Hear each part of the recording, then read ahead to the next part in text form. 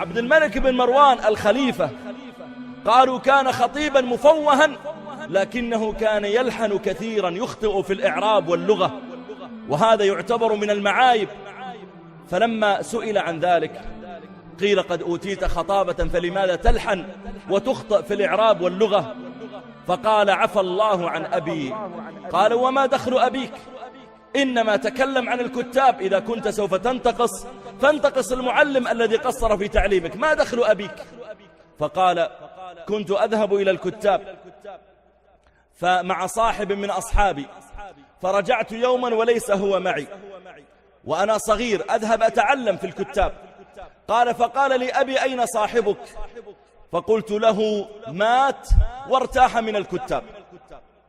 فقال لي أبي اعتبرت الموت أخف من الكتاب، لا تذهب إلى الكتاب، خلاص ما دام لا تحب المدرسة لا تدرس.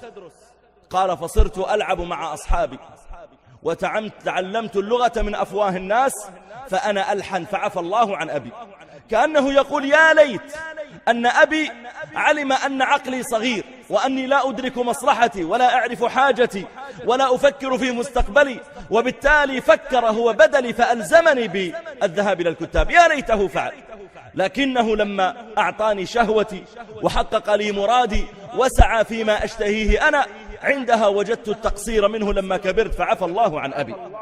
فأنا أخشى أن يقول بعض الأبناء إذا كبروا عفى الله عن أبي ضيع دراستي، عفى الله عن أبي ضيع صلاتي، عفى الله عن أبي أوقعني في المخدرات، عفى الله عن أبي أوقعني في التدخين، عفى الله عن أبي أفشلني في كذا. انتبه لا يدعو عليك أولادك. قال وشاب نشأ في طاعة الله، لا يملك أن ينشأ هذه النشأة إلا إذا كان حوله من أصحابه أو من أهله من يحرص على أن يعتني به.